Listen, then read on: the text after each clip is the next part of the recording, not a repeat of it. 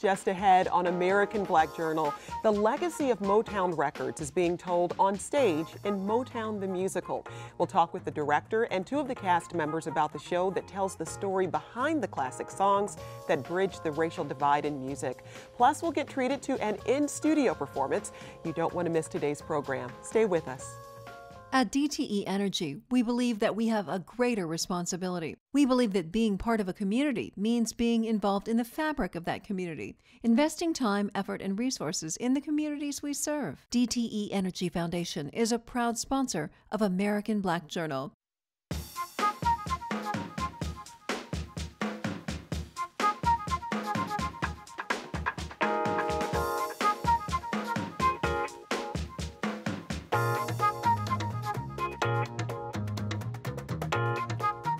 Welcome to American Black Journal. I'm Jennifer White, sitting in for Stephen Henderson. For many people who grew up in the 1960s and 70s, the Motown record label provided the soundtrack for their generation. The distinctive Detroit sound took the world by storm. Now these songs and artists are being celebrated in Motown the Musical, which recently began its long-anticipated engagement here in Detroit. Several Motown alumni attended opening night at the Fisher Theater, including the man behind the music, Berry Gordy. Also on hand were Smokey Robinson and Stevie Wonder, whose careers were launched by Gordy. The show tells the story of how Gordy turned his vision and passion into the American dream and changed the music industry. The Motown sound was universal and had everyone moving to the same beat. Motown the Musical features more than 40 of those classic hits.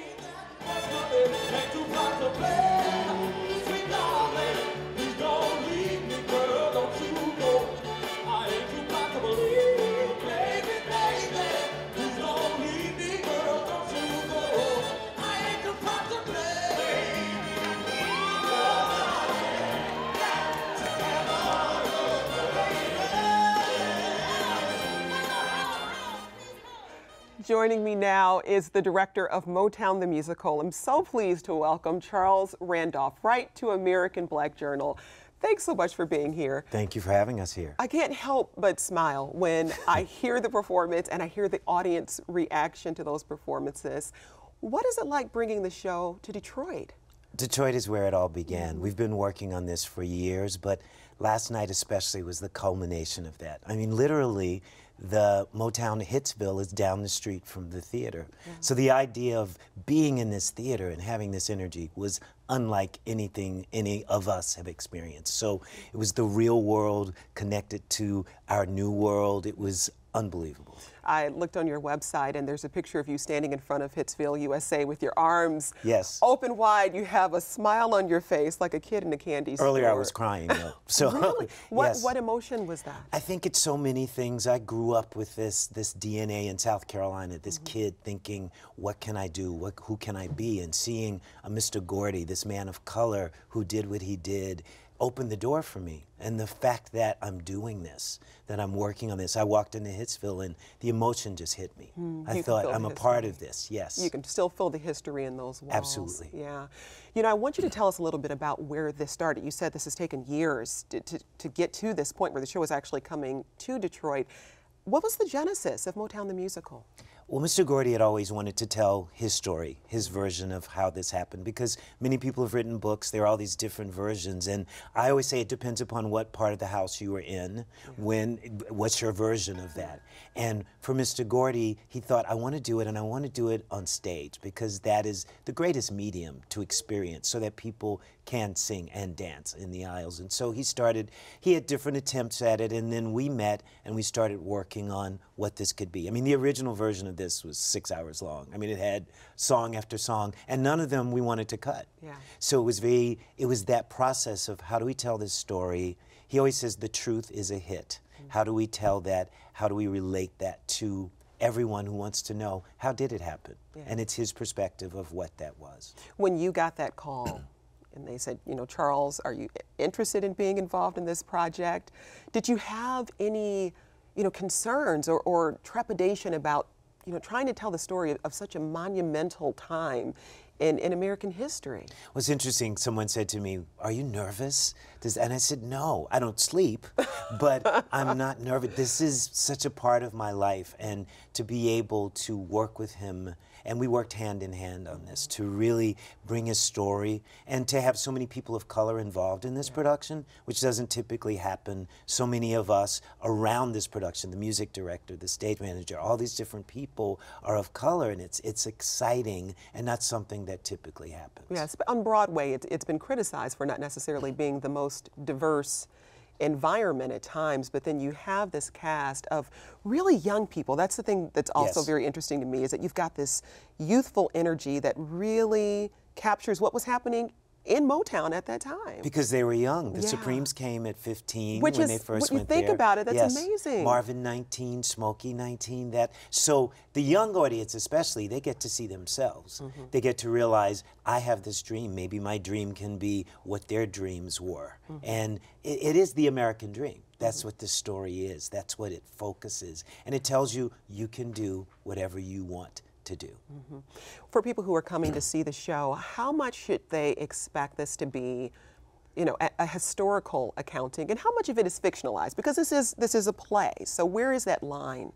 Well, sometimes you combine characters, you combine stories, so certain things may not have happened at the time that it happened. Most of the things are authentic, but when and where or how are different. And also it's just a mixture of how do you use the music to tell a story, how much story do you have. It's really two shows together running at the same time. It's Berry Gordy's journey and it's the audience's journey, because you have to leave room for an audience's memories. Right. Because they'll hear, my girl, oh my God, I met my wife on that song, or my Yeah. child was born on that song. And you have to leave that room. So it's different from a typical musical, because you do have a very personal connection, whether the grandparents, parents, and the kids all have a connection to it. Right, right. And as a director, it would seem to me to be a little challenging, because people are not just familiar with the music, they're familiar with the people who sang these songs, and they know certain stylistic choices those performers made. So as a director, how do you help your actors craft a performance that isn't impersonation, that isn't mimicry, but is really their interpretation of that individual? Absolutely. We say evoke what these artists represented, how in their sound, but their energy, also their effect on people. What was it about them that made them do that? So the great secret weapon in this is that Mr. Gordy was writing it, and he was there with us. So he knew them before they became icons. So there's certain things that I think are that these actors convey that they would know otherwise, because we have that information. How do you make people feel that? And once you get those costumes on and that music happens, it takes you to the 60s, to the 70s, to the 80s, but it's how do they show you what you feel when you see them. Talk about working with Berry Gordy. What was that experience like for you? He opened the door to me instantly. He had such trust in me, and I understand now how he worked with artists, because he pushes you, he makes you work. I would leave him exhausted because you never stop. It's competition breeds champions is something he says, and so you fight to the finish. I'd be in the middle of working with him saying, no, I don't believe this is this, thinking, oh my God, I'm talking to Berry Gordy. And then you get back into the fight. Right. But it's that thing, he wants you to prove him wrong. He wants it to be the very best, but his trust, his faith in you pushes you to do your very best. And I see that's what happened at Motown. He pushed all of them. Sometimes, you know, it makes you crazy, that kind of push, but you realize later, wow, look at what that did for me.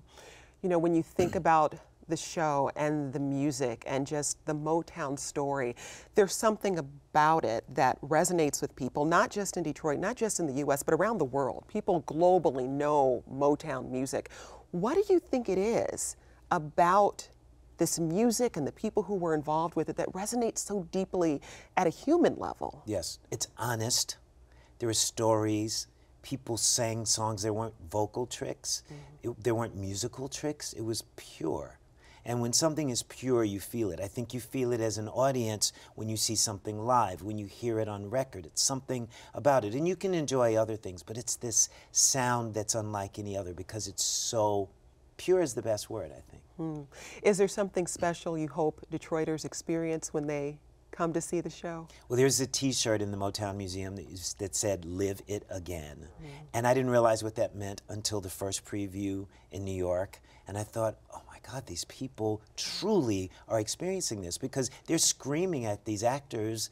When Smokey and Marvin first come out on stage, they scream at them as if they were there. Yeah. And I think, you know, that's not Smokey and Marvin, but they truly have this feeling. They go back in time, and it's amazing to watch that. So to give them that, and especially in this city, because it's really our thank you to Detroit, because Detroit had this unique thing that unique thing was Berry Gordy, but they had this unique time where all these people came together and gave us music that changed the world. So it's a great opportunity for us as artists to say, thank you, you opened the doors for us. We've walked through those doors, but you gave us that opportunity, and that's what I love about being here. So do you plan to make one more trip to Hitsville while you're here? I have to. You have to. I have to. There are things you miss. There are things you look and you say, oh, I didn't see that album. And I had all the obscure Motown albums, things that you wouldn't know. And so it's great to go, I didn't see that the last time. It's just to stand in there, to be in Studio A, and we auditioned people in Studio A, and to have these young singers come in and sing in that space, and it's history. The circle continues. How incredible to see that. And we saw some great artists here that I hope to use down the line. Well, I'm glad to hear that. I'm sure they'll be happy to hear that. They will be happy to hear that. I'm not telling names. Okay, we won't ask. Charles Randolph-Wright, thank you so much for being here on American Black Journal. We really appreciate it. Coming up, we'll continue our conversation about Motown the Musical with two of the show's performers, plus we'll get a taste of the Motown sound. That's right after this look at some important moments in Detroit's Black history. I'm Ken Coleman with a look back at African American life in Detroit. This week in 1964, The Supremes' Come See About Me was released by Motown Records. In 2001, TV news pioneer Jerry Blocker died at age 70. He was the first African American in the city's history to anchor a local newscast. And in 2004, after 13 seasons with the Detroit Lions, Pro Bowl defensive end Robert Porcher announced his retirement. These are significant events this week in Detroit's Black history, taken from the book On This Day, African American Life in Detroit. Motown the Musical features a talented cast of actors and singers portraying the groundbreaking Motown artists. And today we have a special treat. The singers who depict David Ruffin and Martha Reeves on stage are here in our studios to perform a medley of the legendary songs Get Ready and Dancing in the Streets. Here are Rodney Earl Jackson and Patrice Covington. Oh.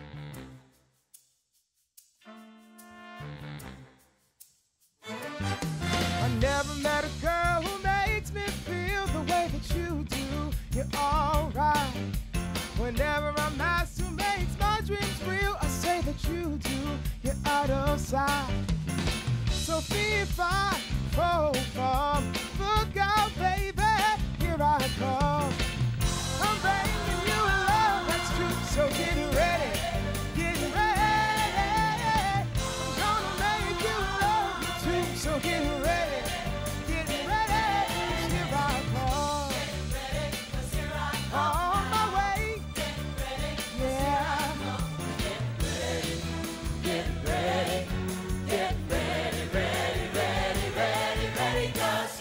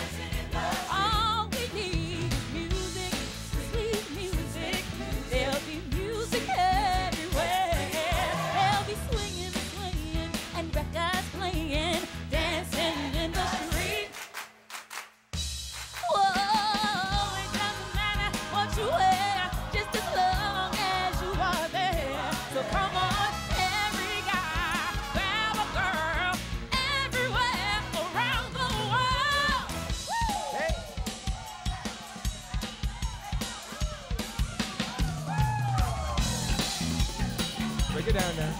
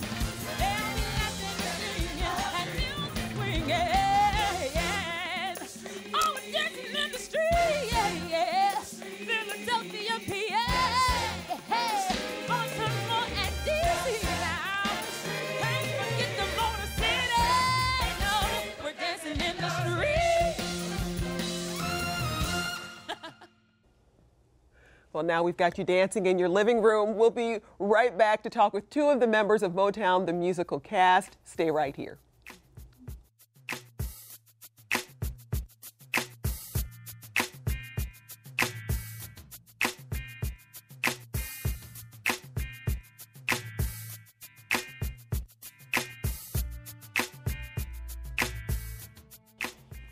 We just saw an example of the energetic and unforgettable performances that light up the stage in Motown the Musical.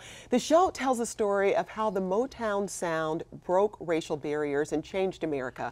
I'm pleased to have two of the performers here on American Black Journal, Patrice Covington and Jaron Muse. Welcome to the program. So glad you could be here today. Thank you so much for having us. So Patrice, incredible performance. Thank And you. last night, I understand Martha Reeves was in the audience, so no pressure at all. Except all of it. Except all of the pressure. What was that like performing in front of Martha Reeves? It was just such an honor. You know, honestly, there were so many people out there. I'm one of those people who I don't want to know. I don't want to know who's out there because I get too excited and then I'll be sounding a mess. So like, I don't want to know. The Clark sisters were sitting in the front row. They already, I heard that and that was enough. And I knew that she was coming. So, you know, I just prepared myself. I was talking to myself like, just be easy, be calm, you know, everything's good. And it was just such a blessing to be able to do that. And the fact that she enjoyed it and was able to give me compliments on it. And that was just such an honor. Oh, wow. Jaron, you play Marvin Gaye in the musical.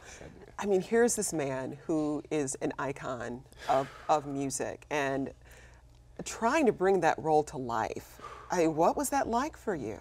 Well, there was definitely a lot of pressure. Just a little bit. Just a lot of it. And I just wanted to do him justice. I love Marvin Gaye. You know, I wasn't able to meet him ever, but I've listened to his music my entire life. Always been an idol of mine. So to be able to bring him to the stage in Detroit, it's indescribable. I want to ask you all a question I asked your director, Charles, about, you know, that interesting line between impersonation and what you're supposed to do as actors and how you straddle that line. You know, in your case, Martha Reeves, very much alive. Marvin Gaye, there's film and these iconic performances. So how do you go about creating a character that isn't an impersonation? I'll come to you first. Well, thankfully for our generation, we have the wonderfulness that is YouTube. Yeah. So, you know, and we have stuff all over the internet. We can just look and view and see the way that their bodies moved, see the way that they spoke, see the way they walked, the way they danced while they sang. It's just really, really a good thing that we have YouTube. But at the same time, we are artists, and you know, we want to put a little bit of ourselves in there too. But we want to keep it as authentic as possible because, like Charles mentioned, these people are taking a trip down memory lane. You know, they're living it again. And if we did all the, you know, vocalities and things that we are able to do, we'd be doing the audience a disservice. So, you know, we just want to make sure that people remember it like it was, but at the same time, you know, we are artists as well. So it is a thin line, but I think we've been able to, we feel pretty comfortable doing what we do. Trying to bring maybe something fresh to performances. Well, absolutely, yeah, definitely trying to bring a little something a little bit fresher to the performance. Mr. Gordy, having one-on-one conversations with him and giving us explicit direction and intimate conversations that he had with the artist to really let you get into the heads of the artist through him. That was really helpful. You know, the videos, of course, are really helpful to get the moves and to get how they sound, but you don't really want to try to imitate them or impersonate them, because then it becomes something else instead of just being the person. Right. You know, and I think all of us we all have that essence anyway, which is why they chose us to play these roles. So I think a lot of it just comes natural to us.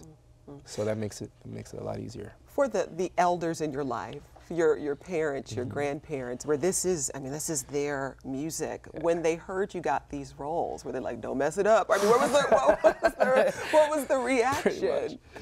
Just so much excitement, so much excitement. Just this morning before I got ready, I knew I had to call my mom and my dad just to let them know what happened last night. And they're over the moon, like just so excited. My mom never posts on Facebook. Today she posted on Facebook. You know, like just so much excitement and so much pride.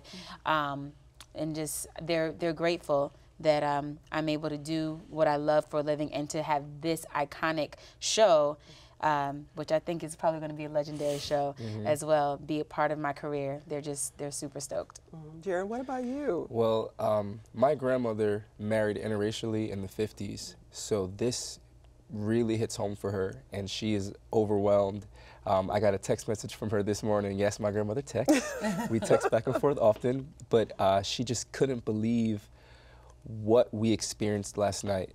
You know, we did the show in New York on Broadway, and we had a similar opening, but nothing compared to being in Detroit at the Fisher, down the street from Hitsville, with all of the legends in the audience, and it was, yeah. So my grandmother is over the moon. She's so happy and so proud, because she was one of those people, you know, who not only grew up with this music, but was affected directly because they weren't allowed to listen to this kind of music, you know? And it's hard for us to wrap our heads around that, being in this generation where everything is accepted and a lot more open. But just to think, you know, 50 years ago, that really happened. Yeah. Were you both able to visit Hitsville? Not yet. Not yet. Not yet. But it's a trip you're going to make? Definitely. Absolutely. Yeah. Absolutely. It was closed on Tuesday because of the big audition that they had. And then Wednesday leading up to opening, we had some rehearsals, and then we had opening, and we're here today. So hopefully We'll tomorrow or next week, they have us excited. a little busy. Absolutely. Yeah. You know, as actors, this has got to be a pretty grueling schedule for you, having to go out on stage. And I mean, you're singing hard. And I know there's a lot of training that goes into supporting your facility, your vocal facility, you know, your physicality. But what is that experience like, having to bring this show to stage night after night, keep it fresh, but also stay healthy? And that was a big sigh, Jaron. Well, I mean, I know personally, the songs that Marvin sings in the show are all very high. So it's difficult to sing those shows eight times a week consistently, because there's not a lot of alternate notes you can hit, because people are expecting to hear the recording. So hydration, staying hydrated, that, you know, drinking tons of water and coconut water. I've had some vocal issues, but a lot of prayer and rest and hydration, really, because otherwise we're in these different climates every other week, and you know, you go from one city to the next. You know, my allergies are acting up. You know, there's your normal problems that, you know, in the day-to-day world it wouldn't be a problem, but in singing, you know, in these different theaters, you know, you just have to push through it. Patrice, what about for you? Well, I think most of us go to the gym on a regular basis, you know, but it's hard. It's easy to eat late at night because we're up, you know. It's easy to hang out all the time and eat all the things you're not supposed to. So, you know, we just try to stay as strict as possible with diet and, you know, working out, stuff like that. Also, just we have a good time together, and the love and the laughter that we have backstage is insane. And I think that, you know, we could be tired, you could be sick, all of that, but we are so silly and we have so much fun. It truly is a family back there, and nothing really else matters after that. Well, I was looking at your performance, and you know, you're throwing wings at each other and a little shoulder action here and there, and it's clear there's a really strong chemistry. Is that just something that evolves over time? Yeah, I guess so. I mean, we've been together since March, and we're together every day except Monday. We only have one day off. So we see each other every day. We talk to each other every day. You know, this becomes your family quickly because you see them and you talk to them more than you do your actual family. So we immediately become very close. But it's just, you know, it's just real. I guess just good chemistry. You just love each other in this theater. It is theater. And there's some of us who've actually have worked before, like worked together before with other shows. So we bring those relationships in, and it just gets easy to connect. And Well, Patrice Jarron, thank you so much for being here on American Black Journal. It's been a real pleasure. Thank you for having us. Well, that's our program for today. Thanks for watching. You can get more information about our guests at AmericanBlackJournal.org. And as always, connect with us on Facebook and Twitter. Plus, you can now hear episodes of American Black Journal on the radio. Tune in to WDET 1019 FM on Fridays at 9:30 a.m. and 7:30 p.m. We'll see you next time.